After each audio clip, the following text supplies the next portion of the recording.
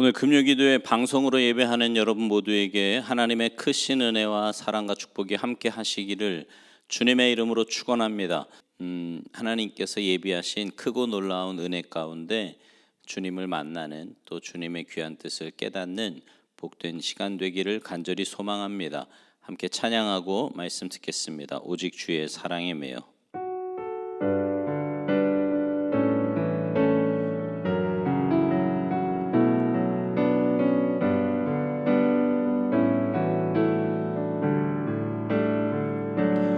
오직 주의 사랑에 매여 내 영 기뻐 노래합니다.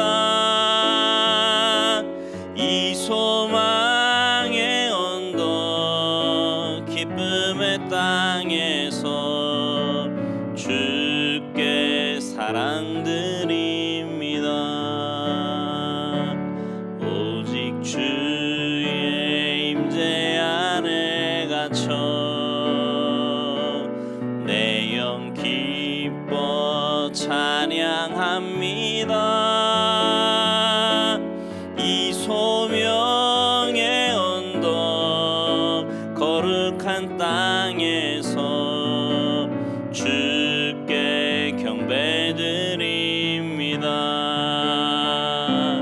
주께서 주신 모든 은혜 나는 말할 수 없네. 내 영혼 즐거이 주 따르렵니다. 주께 내 삶들이 주께서 주신 모든 은혜, 주께서 주신 모든 은혜 나는 말할 수 없네. 내 영혼 즐거이 주 따르렵니다. 주께 내 삶드립니다. 아멘. 기도하시겠습니다. 하나님, 우리를 주님의 자녀 삼아 주셔서 믿음의 길을 가는 기쁨을 알게 하시고, 또 주님의 자녀로 살아가는 은혜를 알게 하시니 참 감사를 드립니다. 이 험한 세상 살아가며 하나님의 자녀다움을 잃지 않기 위해 우리가 정복해야 할 것을 지금 하나하나 말씀을 통해서 깨닫고 있는데, 오늘 이 밤에도 저희들에게 주님의 귀한 뜻을 깨닫게 하시고 하나님의 말씀으로 나아갈 길을, 그 방향을 올바로 깨닫게 하셔서 주님 가르쳐 주신 대로 온전히 순종하는 우리가 되게 하시고, 그 순종함을 통해 날마다 주님 닮아가는 복된 인생들 다 되도록 은혜 내려 주시옵소서. 감사드리며 예수님의 이름으로 축복하며 기도하옵나이다. 아멘. 오늘 이 밤 우리에게 주시는 하나님의 말씀은 요한 1서 4장입니다.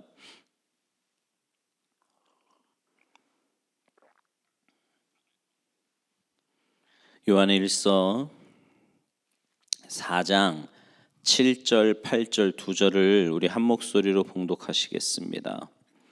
함께 봉독하십니다. 사랑하는 자들아, 우리가 서로 사랑하자. 사랑은 하나님께 속한 것이니 사랑하는 자마다 하나님으로부터 나서 하나님을 알고, 사랑하지 아니하는 자는 하나님을 알지 못하나니 이는 하나님은 사랑이심이라. 아멘. 할렐루야. 성품이라고 하는 것에 대해서 우리가 함께 오늘 말씀을 나눌 건데요, 성품은 사람의 성질과 됨됨이로 사전에서는 타고난 본성이다 이렇게 말합니다. 성품 부자가 진짜 부자라는 말이 있어요. 성품의 여유는 자기 자신도 행복하게 하지만 다른 사람들도 행복하게 합니다.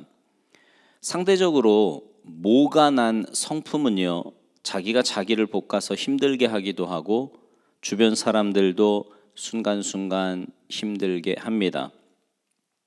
만약에 자신의 성품을 선택할 수 있다면 여러분은 누구의 성품을 담아냈으면 좋겠습니까? 누구 성품이 부러우세요? 혹시 개인적으로 나 정도면 괜찮지 이렇게 생각하는 분 계십니까? 목사로서 사역을 감당해야 하는 저는요, 개인적으로 제 성품이 그렇게 마음에 들지는 않습니다. 왜냐하면 좀 뭐가 많이나 있거든요. 그래서 지난 20여 년의 사역을 돌아보면 전도사 시절까지 하면 한 30년 이렇게 사역을 했는데, 그 30년의 사역을 돌아보면 누가 나를 힘들게 한 것이 아니라 내가 나를 힘들게 했고요. 그 성품의 부족으로 인해서 우리 장로님들 또 우리 성도님들이 힘들었겠다 싶곤 합니다. 출애굽한 이스라엘 백성들 그 60만을 40년 동안 섬겼던 모세의 사역 정말 대단했지요.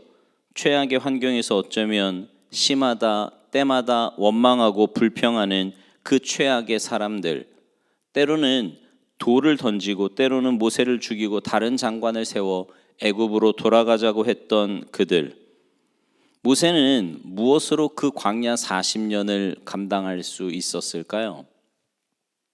어떤 이는 능력을 이야기하고요, 어떤 이는 모세의 기도를 이야기하고, 또 어떤 이는 모세가 훈련받았지 않느냐 이렇게 이야기하지만, 그 여러 가지 이야기 중에 하나가 성품으로가 있습니다. 성품으로.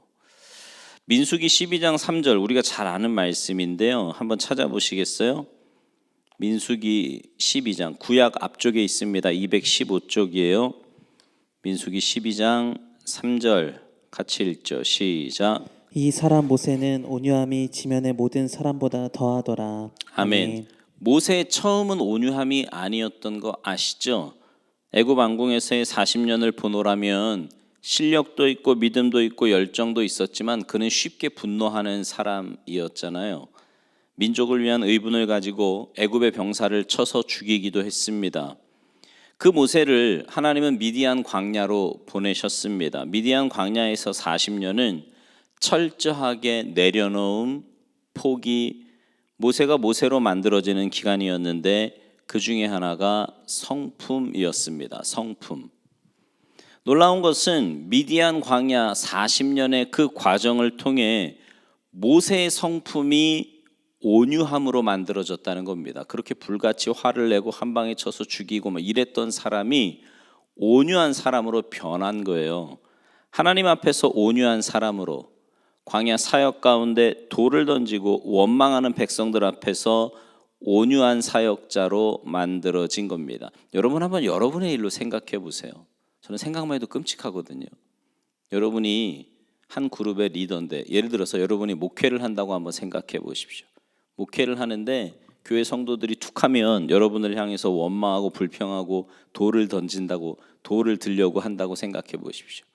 끔찍하지 않습니까? 근데 그걸 40년을 했다. 한두 해가 아니고 40년. 놀랍게도 이스라엘 백성들을 인도하는 그 온유함,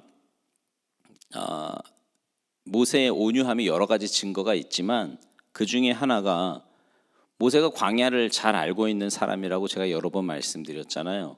미디안 광야에서 40년을 살았으니 광야가 얼마나 광야에 대해서 빠삭하게 알겠어요. 출애굽해서 어느 방향으로 가야 가나안인 줄도 알고 있었겠지요. 그런데 이스라엘 백성들을 인도하는 구름기둥 불기둥이 모세가 아는 길로 인도하는 게 아니었습니다. 끊임없이 날이면 날마다 모세의 생각과 다른 방향으로 구름기둥 불기둥이 움직여질 때, 때로는 가나안으로 가야 하는 이스라엘 백성들을 반대 방향으로 이끌고 가는 그 구름기둥 불기둥을 보면서도 모세는 단 한 번도 하나님께 컴플레인하지 않습니다. 왜요라고 말하지 않아요. 내 마음대로 되지 않을 때, 내 생각대로 되지 않을 때 단 한 번도 하나님 왜요 이렇게 말하지 않았다고요. 하나님과 충돌을 일으키지 않았고요. 자신을 인도하는 그 하나님과 충돌을 일으키지 않았을 뿐만 아니라 자신을 향하여 돌을 던지는 그 백성들, 다른 장관을 세워 애굽으로 가겠다고 할 때도 놀랍게도 모세는 충돌을 일으키지 않았습니다. 온유함이 복이라. 팔복에서도 그렇게 말씀하고 있는 거 아시죠? 온유함에 대해서 한번 찾아보실래요? 마태복음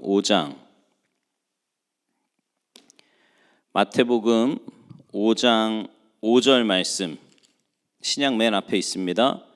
같이 읽겠습니다. 시작. 온유한 자는 복이 있나니 그들이 땅을 기업으로 받을 것이미요. 아멘. 아멘. 일반적으로 온유하다는 말을요, 사람과의 관계, 즉 인간관계에서 부드러움을 이야기합니다. 저 사람 참 온유해. 그러면 우리는 어떻게 생각해요?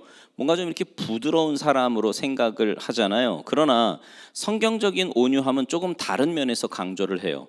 성경이 말하는 온유는요, 프라우스라고 하는 단어인데요, 힘이 잘 조절되어서 인격에, 사역에, 삶에 나타나는 덕성입니다. 한마디로 길들여진 성품이 온유라는 거죠. 길들여진 성품이 온유예요. 길들여진 망아지를 묘사할 때 프라우스라고 하는 단어를 씁니다. 한 성질하는 말을 잘 길들여서 최고의 명마로 만드는 것, 이게 프라우스라고요. 한 성질하는 사울을 길들여서 최고의 사역자로 만드신 그 하나님의 은혜를 우리가 보지 않습니까? 성경적 온유는 성질이 없는 사람을 말하는 게 아닙니다. 하나님 말씀 앞에 길들여진 사람을 말하는 거예요. 조절 능력입니다. 그 말에 있어서, 행동에 있어서 조절 능력. 우리가 말에 있어, 행동에 있어 기분 나쁘다고, 내 마음대로 되지 않는다고 조절이 되지 않으면 그게 자신의 모습이잖아요. 죄성이 있는 내 모습. 어떤 분이 걸음걸이가 좀 이상해요. 왜 그러냐 그랬더니 이게 항문 조절 능력이 떨어졌대요. 뭐 그럴 수 있거든요, 연세 드시면서. 그런데 항문 조절 능력이 떨어졌다 그러면 사람들은 굉장히 심각하게 생각을 합니다. 뭐 약도 먹어보고 병원도 가보고 어떻게 해서든지 고쳐보려고 노력을 하지요. 그런데 말이나 행동이나 표현하는 것에서 조절 능력이 잃어버린 것에 대해서는 그렇게까지 심각하게 생각을 안 합니다. 심지어 이런 얘기까지 해요. 나 원래 이래. 내가 원래 이런데 뭐. 이런 사람까지 있다고요. 말을 아예 안 하는 것도, 말을 많이 하는 것도 다 완전한 것일 수 없습니다. 처음부터 좋은 성품을 타고나는 건 아니지요. 저는 이렇게 말씀드리고 싶어요.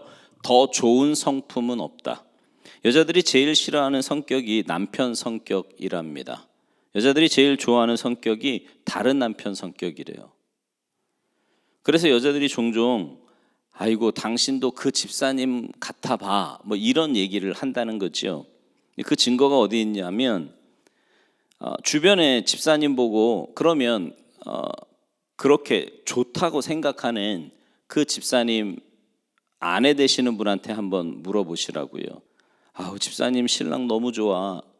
그러면 또 그 아내는 뭐라 그래요? 한번 살아보세요. 이런단 말이지요.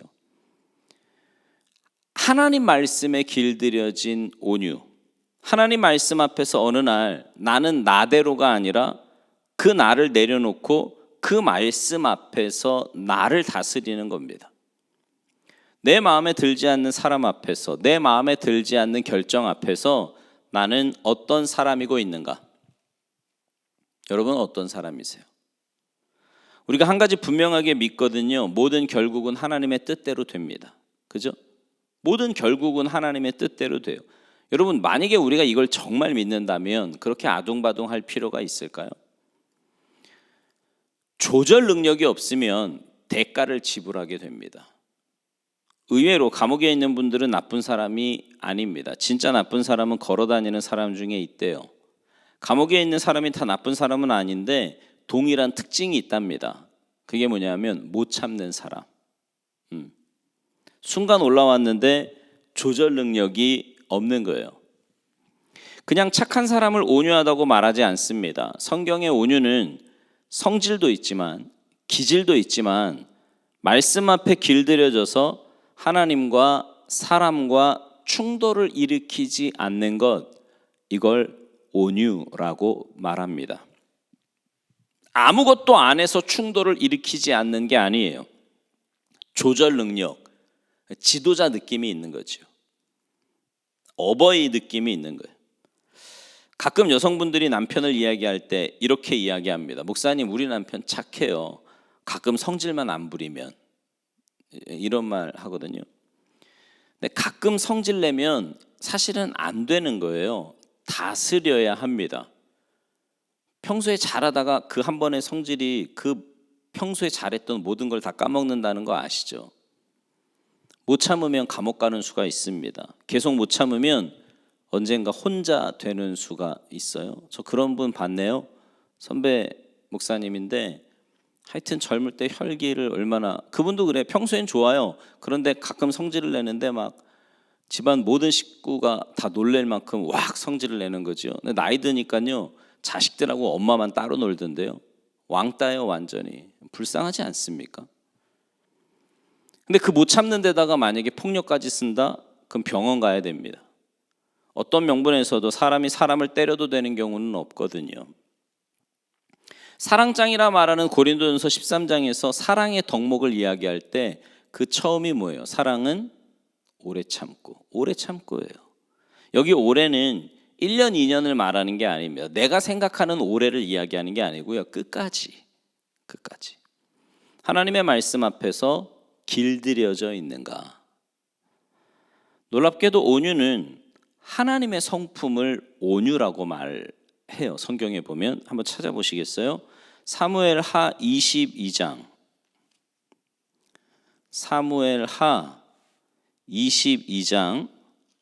36절 구약 503쪽에 있습니다. 같이 읽겠습니다. 시작. 주께서 또 주의 구원의 방패를 내게 주시며 주의 온유함이 나를 크게 하셨나이다. 아멘. 주의 온유함이 나를 크게 하셨나이다. 주님의 성품이 온유래요. 한 군데 더 찾아보시겠어요? 시편 103편. 시편 103편 8절. 같이 읽겠습니다. 시작. 여호와는 긍휼이 많으시고 은혜로우시며 노하기를 더디하시고 인자하심이 풍부하시도다. 아멘. 노하기를 더디하시고 인자하심이 풍부하시도다. 온유하시다는 말씀이에요. 하나님의 성품이 온유이지만 예수님의 성품도 역시 온유입니다. 우리가 잘 아는 마태복음 11장 29절 말씀 같이 읽겠습니다. 마태복음 11장 29절, 신약 맨 앞에 있죠. 18쪽에 있습니다.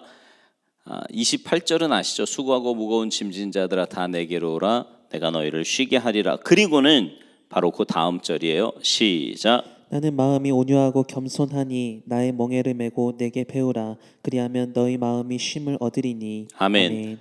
나는 마음이 온유하고 주님의 마음이 온유하시대요. 그리고 온유는요, 성령의 열매이기도 합니다. 우리가 잘 아는 갈라디아서 5장 22절 이하의 말씀. 자, 우리 찾죠? 여기 같이 계시면 외우라고 할 텐데 뭐 외우라고 해봐야 하는지 안 하는지 모르니까 같이 읽읍시다. 갈라디아서 5장 22절부터 24절 309쪽에 있어요. 신약. 같이 읽겠습니다. 시작. 오직 성령의 열매는 사랑과 희락과 화평과 오래 참음과 자비와 양선과 충성과 온유와 절제니 이 같은 것을 금지할 법이 없느니라. 그리스도 예수의 사람들은 육체와 함께 그 정욕과 탐심을 십자가에 못 박았느니라. 아멘. 여기 23절에 보면 온유와 절제가 함께 묶여 있는 것이 참 절묘합니다. 성령의 열매, 바로 그 가운데 하나가 온유예요. 삼위일체 하나님의 성품이 온유다 이 말이죠. 그죠? 하나님의 성품이, 예수님의 성품이, 성령의 열매가 온유라고 한다면 우리의 성품 또한 그러해야 되는 거 아닙니까? 주님을 모시고 그 삼위일체 하나님의 인도하심과 그분 안에 거하는 우리의 삶이라면 우리도 온유해야 되는 거 아니냐고요. 성경적 온유는 타고나는 것이 아니라 하나님 앞에서 길들여진 능력이라고 지금 계속 말씀드리고 있어요. 나 원래 이래, 이런 거 안 된다고요. 우리는 길들여진 능력, 길들여진 성품, 그게 온유입니다. 여러분, 조절지수가, 우리 그리스도인들은요, 조절지수가 높아야 합니다. 혹시라도 배우자 앞에서 내가 이 정도, 집에서 이 정도 화도 못 내, 이렇게 생각한다면 여러분은 환자입니다. 그래서는 안 돼요. 그 사람이 내 성질을 돋군단 말이에요. 아니요. 원인을 그에게서 찾으면 안 됩니다. 해답 없어요. 이번 주 수요일인가 묵상에서 그 얘기 했던 거 기억나시죠? 하나님은 우리가 사기를 당하는지 뭐 이런 거 관심 없고 내가 사기를 치는지 안 치는지 이걸 중점적으로 보신다고요. 그러니까 저 사람이 나를 뭐 화를 돋구는지 뭐 이거보다 하나님은 내가 어떻게 반응을 하느냐 이걸 보신다라는 말씀입니다. 그러니까 하나님의 말씀을 붙들고 가지 않으면 안 되는 거지요. 많은 성도들에게 있어서 사도 요한에 대한 이미지는 사랑입니다. 그죠? 사랑의 사도라고 이야기하지 않습니까? 요한 서신에서 사랑 이야기하는 거 보면 감동이에요.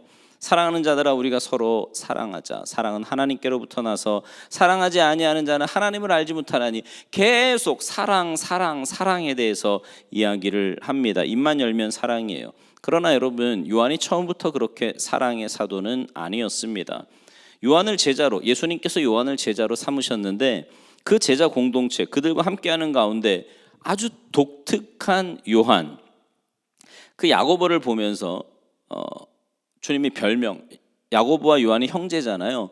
그 모습을 보시고 별명을 지어주셨습니다. 마가복음 3장 17절에 보면 나오는데 같이 좀 읽죠. 마가복음 3장 17절 말씀, 신약 57쪽에 있습니다. 같이 읽겠습니다. 시작. 또 세베대의 아들 야고보와 야고보의 형제 요한이니 이 둘에게는 보아너게 곧 우레의 아들이란 이름을 더하셨으며. 아멘. 네. 여러분, 이 의미는요, 소동, 흥분, 분노 이런 의미인데요. 그러니까 쉽게 이야기하면 기차 화통 삶아 먹은 놈 뭐 이 정도로 생각하시면 맞습니다. 그러니까 막 이렇게 너는 왜 이렇게 소리를 질러? 너 뭐 기차 화통 삶아 먹었어? 뭐 이런 얘기하는 사람 있잖아요. 그 상대방이 어떨 때 그래요? 괜히 소리 지르고, 그죠? 괜히 화내고 막 이럴 때 그런 표현 쓰지 않습니까? 예수님의 모습이 그 형제 요한에게 너 보아너게야 이렇게 별명을 붙여주신 건 넌 그래 이게 아니고요. 너 그러면 안 된다. 너 그거 고쳐야 돼. 그거를 잘 길들이지 않고는 사역 감당할 수 없어. 이런 의미로 보아너게라는 별명을 붙여주신 겁니다. 그 요한이 달라져요. 완전히 달라집니다. 사랑의 사도로요. 무엇이 그를 그렇게 달라지게 했을까요? 먼저는 예수님의 사랑을 담아냈겠지요. 요한복음 13장에 보면 이런 말씀이 있거든요. 자, 요한복음 13장 1절 말씀, 신약 169쪽입니다. 같이 읽겠습니다. 시작. 유월절 전에 예수께서 자기가 세상을 떠나 아버지께로 돌아가실 때가 이른 줄 아시고 세상에 있는 자기 사람들을 사랑하시되 끝까지 사랑하시니라. 아멘. 네. 여기 끝까지는 시간적인 개념도 있지만 환경적인 개념도 있어요. 언제까지라도 또 모든 상황 속에서 사랑하신다는 말씀입니다. 부부가 결혼 서약할 때 보면 이렇게 서약하지 않습니까? 뭐 잘 지켜지고 있는지 모르겠지만 여러분들은 여러분의 성품을 볼 때 어떠세요? 좋은 성품을 가지고 계십니까? 네, 우리 참평한 식구들은 좋은 성품을 가지고 계신 것 같아요. 그죠? 근데 요한은 처음부터 그러지는 않았습니다. 여러분도 처음부터 그런 건 아니었잖아요. 예수 믿고 변한 거 아닙니까? 요한도 마찬가지예요. 처음에 그러지 않았는데 예수님의 사랑을 담아냈습니다. 그 사랑이 얼마나 좋았는지 요한은 자기 자신을 표현할 때 늘 그런 식으로 표현했어요. 사랑받는 자 요한, 사랑받는 사람, 예수님의 사랑하시는 제자, 늘 이런 식으로 표현을 했다고요. 요한이 사랑의 사도가 되는 데 있어 가장 큰 축복은, 가장 큰 영향은 예수님의 어머니 마리아의 영향이었습니다. 잘 아시는 대로 우리 예수님 십자가에서 죽으심 가운데 십자가 아래서 아들 예수로 인하여 눈물을 짓고 있는 그 어머니 마리아를 요한에게 부탁하십니다. 자, 요한복음 19장 보시겠습니까? 요한복음 19장 26절 27절 신약 181쪽에 있습니다. 같이 읽겠습니다. 시작. 예수께서 자기의 어머니와 사랑하시는 제자가 곁에 서 있는 것을 보시고 자기 어머니께 말씀하시되 여자여 보소서 아들이니이다 하시고 또 그 제자에게 이르시되 보라 내 어머니라 하신대 그때부터 그 제자가 자기 집에 모시니라. 아멘. 일명 가상 3원인데요. 여자여 보소서 아들이니이다. 보라 내 어머니라. 이 예수님의 부탁을 받고 요한은 어머니를 자기 집에 모셔서 끝까지 섬기게 됩니다. 언젠가 한번 말씀드린 것 같은데 이 본문을 묵상하면서 다른 접근을 좀 해봤습니다. 예수님이 어머니를 요한에게 부탁하셨는데 왜일까요? 왜 부탁하셨을까요? 그리고 어느 순간 이 말씀이 이렇게 보이는 거죠. 어머니를 요한에게 부탁하신 것이 아니라 요한을 어머니에게 부탁하신 거라고요. 표면적으로는 어머니를 요한에게 부탁한 것이 맞습니다. 그러나 결과적으로는 오히려 요한을, 아직도 다듬어지지 않은 그 요한을, 아직도 길들여지지 못한 그 요한을 어머니에게 부탁하신 겁니다. 결과론적이라고 말씀드렸어요. 전승에 의하면 요한이 이 어머니가 하늘나라 가실 때까지 길고 긴 날 30년을 모셨다는 말이 있습니다. 그 30년 어머니를 모심에 있어서 요한이 쉬웠을까요? 버거웠을 겁니다. 그죠? 자기 어머니도 아니었잖아요. 엄밀히 따지면 예수님의 어머니였는데, 자기 스승의 어머니였는데 30년을 모셨어요. 이렇게 평안할 때 자기 어머니를 그러니까 어머니를 자기가 모신 것이 아니라, 자기 집에 모신 것이 아니라 격동의 시대, 핍박의 시대, 이리저리 피난 다니면서 어머니를 모신 겁니다. 길고 긴 날 어머니 모심이 쉽지 않았을 거예요. 어떤 면에서요? 이리저리 피난 다니며 숨어 어머니 끝까지 책임져야 하는 것도 그 환경적으로도 힘들었지만, 또 하나는 사역적인 측면에서도 쉽지 않았을 겁니다. 왜라 그랬어요? 핍박의 시대에 요한이 사도로 부름을 받았잖아요. 사도로. 근데 이제 들려오는 소식들이 있단 말입니다. 그죠? 다른 사도들, 뭐 베드로, 도마, 또 사도 같지도 않은 사도 바울, 그죠? 늘 바울은 사도성에 대한 논란이 있어서 그리스도의 종된 뭐 사도된 나 바울은, 뭐 바울 서신에 보면 계속 그렇게 이야기하지 않습니까?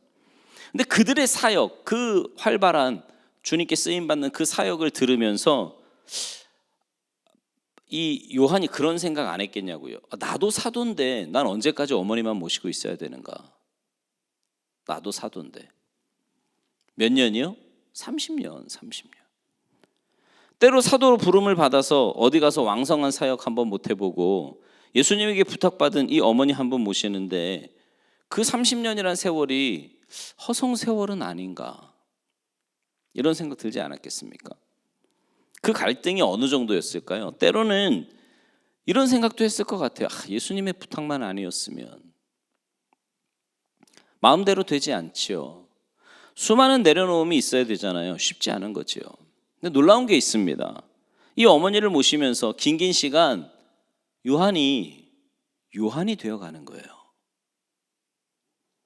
보아너게 우레의 아들이 사랑의 사도로 변해가더란 말입니다.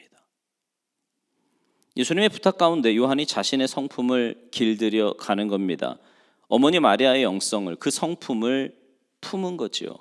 어머니 마리아의 기도를 함께 품어내는 겁니다. 사역적 측면에서도 마찬가지예요. 어머니 모시는 일이 작은 일 같았지만 어머니 모시는 가운데 그 영성 위에 영성을 더해가면서 결국에는 요한복음, 요한 1서, 2서, 3서, 거기다 계시록까지 요한을 통해서 이 많은 서신이, 이 많은 성경이 기록되었다면 이거 엄청난 거 아닙니까? 당시에 뭐 교회 몇 개 세우고 이 정도가 아니잖아요. 지금까지 오는 이 성경, 그 요한이 썼다면 엄청난 거지요. 여러분, 하나님의 일은요, 작은 것이 작은 게 아닙니다. 내 마음대로 꿈을 펼치는 것이 하나님의 일이 아니에요. 하나님의 일을 하고자 하는 사람들에게 말씀을 드립니다. 더 큰 꿈을 꾸고 더 큰 계획을 세우는 이면에 나를 먼저 다듬어 가야 합니다. 나를 먼저 다듬어 가야 돼. 하나님 말씀 앞에 길들여진 사람으로. 막 사역은 막 왜 그런 분들이 있거든요. 말씀 너무 잘 전하고 막 사역 너무 열심히 하는데 뒤에서 개인적으로 만나면 사람이 막 뚝뚝 떨어져 나가는 거예요. 왜요? 그 성품 때문에. 뭔가 좀 잘못됐다고 생각하지 않으십니까? 문제가 있는 거죠, 이거는. 결과론적으로 이렇게 정리합니다. 예수님께서 요한에게 어머니를 부탁하신 것은 요한을 위한 것이었다고 말해요. 아시다시피 예수님은 전능자이십니다. 예수님은 지금 십자가상에서 죽으시지만 3일 만에 부활하실 걸 알고 계셨거든요. 전능자 되신 예수님이 어머니에 대한 대책을 세울 수 없어서 요한에게 부탁하신 걸까요? 고난받으신 예수님 앞에 흔들리는 제자들 가운데, 그저 멀찍이 떨어져 있는 제자들 가운데, 가상칠언 가운데 요한을 십자가 아래 두신 것도 예수님이라고 봅니다. 너 이곳에 있으라. 마음에 드냐 안 드냐가 아니라 사명이든 삶이든 이곳에 하나님이 나 두셨다고 믿어야 되는 거예요. 지금 내가 있는 그 자리가 하나님이 두신 자리라고 믿는 겁니다. 전능자 되신 주님은 하늘로 승천하시면서요, 막말로 어머니 모시고 갈 수도 있잖아요. 아무에게 맡길 적이 없으면. 더 좋은 사람에게 부탁할 수도 있지 않았겠어요? 그런데 보아너게 요한에게, 요한아, 어머니 잘 모셔라. 그런데 그 예수님의 부탁을 품에 안고 요한이 그 어머니를 섬기면서 요한이 길들여진 하나님의 사람으로 만들어져 가는 겁니다. 그러므로 예수님의 부탁은 이렇게 말하는 거예요. 요한을 위한 것이었다고요. 오늘 우리의 사명이 그렇습니다. 오늘 우리의 직임이 그렇고요. 우리의 환경이 그렇습니다. 예수님의 부탁. 예수님의 부탁. 더 좋은 성품은 없어요. 극성인 사람보다 얌전한 사람이 좋아 보이지만 진짜 문제는 그런 얌전한 사람이 문제를 일으킨다는 거 아시죠? 그래서 오죽하면 옛날 속담에 얌전한 고양이가 부뚜막에 먼저 올라간다는 말이 있었겠습니까? 더 좋은 성품 없어요. 삼가 부부도, 삼가 사역자들도 말씀하면 아멘 해야지 내 마음에 드느냐 안 드냐가 아니라 말입니다. 주님의 부탁이 있어진다면 여러분은 어찌하시겠습니까? 여러분의 자녀도, 아니 어쩌면 여러분의 배우자도 하나님이 여러분에게 부탁하신 거라면요, 판단하고 정죄하라는 것이 아니라, 마음에 드냐 안 드냐가 아니라 배우자도 자녀들도 하나님이 여러분에게 맡기신 거라고요. 네. 제가 언제부터인가 그런 생각 들더라고요. 왜 부모들이 막 자녀를 위한답시고 막 잔소리하고 야단치고 막 그러잖아요. 그래도 안 변해요. 애들 안 듣습니다. 그냥 기도하시면서 가이드라인만 딱 정해주고 있는 모습 그대로 용납하는 거예요. 하나님이 내게 맡기셨으니까. 내 게 아니고 내 거라 그러니까 함부로 막 하는 거 아닙니까? 내 거라고 생각하니까. 내 거 아니거든요. 하나님 거예요. 그러니 기도하면서 참고 오히려 나를 다듬어 가는 거죠. 그래서 제일 좋은 영성 훈련이 자녀를 양육하는 거라 그러잖아요. 여러분, 말씀 앞에서 길들여져야 합니다. 이게 온유예요. 이게 온유입니다. 나를 만들어 가시는 하나님. 그래서 내가 나를 축복하고 내가 나를 다스리고. 여러분, 혹시 하나님의 부탁을 받아보신 적은 없으십니까? 저와 여러분을 하나님이 기대하십니다. 그리고 때로 마음에 들지 않는 거, 힘든 거, 내가 너한테 부탁한다, 잘 감당해줘. 여러분, 하나님이 그렇게 하시는 거라면요, 바라기는 예수님을 닮아서 우리 모두가 온유한 사람이 되기를 간절히 소망합니다. 네. 길들여진 성품이요. 길들여진 성품. 여러분 모두가 그냥 타고난 성품대로 그냥 막 그렇게 뭐 열받으면 천국도 안 간다는 둥 뭐 이딴 소리 해가면 내 마음대로 사는 그런 삶이 아니라 길들여진 성품, 온유한 성품으로 주님의 귀한 뜻을 이루어가는 여러분 모두가 되시기를 주님의 이름으로 축원합니다.